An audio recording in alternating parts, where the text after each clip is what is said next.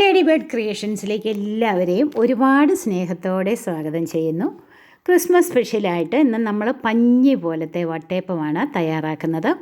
അരിയൊന്നും കുതിർത്തരയ്ക്കാതെ പെട്ടെന്നുണ്ടാക്കാവുന്ന ഒരു പഞ്ഞി പോലത്തെ വട്ടയപ്പമാണ്. അരിപ്പൊടി വെച്ചിട്ടാണ് നമ്മൾ ഈ വട്ടയപ്പം തയ്യാറാക്കുന്നത്. വളരെ ഈസിയാണ് തയ്യാറാക്കാൻ, എന്നാലും നല്ല സൂപ്പർ രുചിയുള്ള പഞ്ഞി പോലത്തെ ഈ വട്ടയപ്പം എങ്ങനെ തയ്യാറാക്കാമെന്ന് നമുക്ക് നോക്കാം. അപ്പോൾ വീഡിയോ ഇഷ്ടമായാൽ നിങ്ങൾ ഒന്ന് ലൈക്ക് ചെയ്യണേ.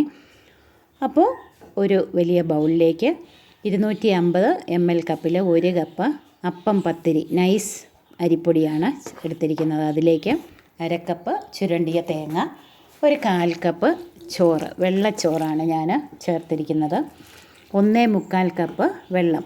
അത് കുറേശ്ശെ വീതം ചേർത്ത് നമുക്കിത് നന്നായിട്ടൊന്ന് മിക്സ് ചെയ്യാം. വെള്ളം കുറേശ്ശെ ഒഴിച്ച് നമുക്കിത് നന്നായിട്ടൊന്ന് യോജിപ്പിച്ചെടുക്കാം.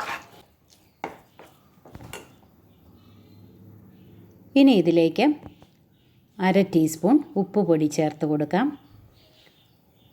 1/2 കപ്പ് പഞ്ചസാര, 1/2 ടീസ്പൂൺ ഇൻസ്റ്റൻറ്റ് ഈസ്റ്റ്. ഇത് ചേർത്ത് നന്നായിട്ട് നമുക്കിതൊന്ന് യോജിപ്പിച്ച് വയ്ക്കാം.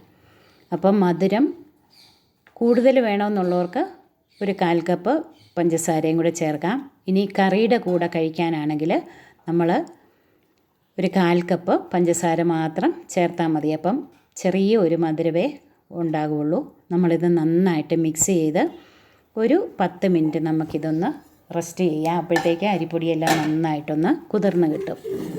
ഇനി മിക്സിയുടെ വലിയ ബൗളിലേക്ക് നമുക്കിത് ചേർത്ത് നന്നായിട്ടൊന്ന് അരച്ചെടുക്കണം. ഇതാണ് മാവിൻ്റെ ഒരു പരുവം.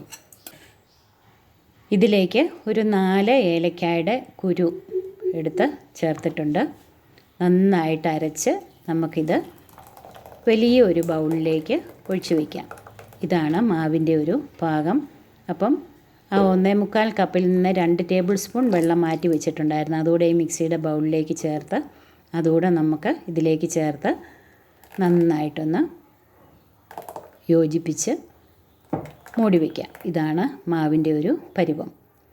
ഇനി 2 മണിക്കൂർ നമുക്കിതൊന്ന് റെസ്റ്റ് ചെയ്യുന്നതിനായിട്ട് വെക്കാം. 2 മണിക്കൂർ ആകുമ്പോഴത്തേക്ക് നന്നായിട്ട് ഫെർമെൻ്റായിട്ട് കിട്ടും.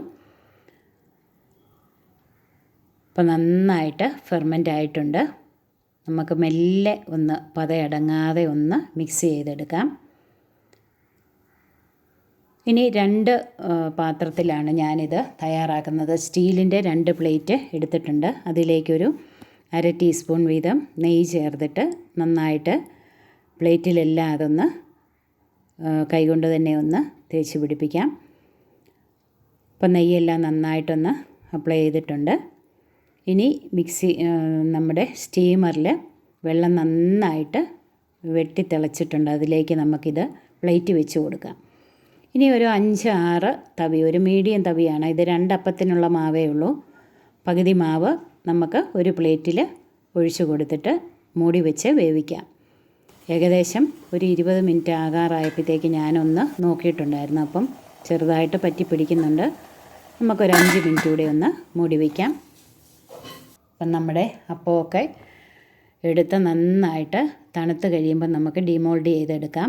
നല്ല പഞ്ഞി പോലത്തെ, ഇത് കനം അല്പം കുറഞ്ഞ അപ്പമാണ്. ഇത് കണ്ടില്ലേ, നല്ല ഫ്ലെക്സിബിളായിട്ടുള്ള പഞ്ഞി പോലത്തെ വട്ടയപ്പം. അരിപ്പൊടി വെച്ചിട്ട് തന്നെ ഇത്രയും പെർഫെക്റ്റായിട്ട് നമുക്ക് അപ്പം തയ്യാറാക്കിയെടുക്കാൻ പറ്റും. കട്ട് ചെയ്ത് കാണിക്കാം.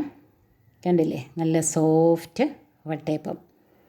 അപ്പം ബാക്കി വന്ന മാവ് ഞാൻ വേറൊരു പ്ലേറ്റിലൊഴിച്ച് അതും വേവിച്ചെടുത്തിട്ടുണ്ട്. അത് ഇതിലും കുറച്ചുകൂടെ കനത്തിലാണെങ്കിലും അതിൻ്റെ സോഫ്റ്റ്നെസ്സിനൊന്നും ഒരു കുറവുമില്ല. ഇത് ഞാൻ കട്ട് ചെയ്ത് കാണിക്കാം. കട്ട് ചെയ്യുമ്പോൾ നമുക്ക് മനസ്സിലാകും. കണ്ടില്ലേ, നല്ല പഞ്ഞി പോലത്തെ വട്ടയപ്പം. അപ്പോൾ അരിപ്പൊടി വെച്ചിട്ട് എളുപ്പത്തിൽ തയ്യാറാക്കാവുന്ന ഈ അപ്പം ഒന്ന് ട്രൈ ചെയ്ത് നോക്കണേ. താങ്ക്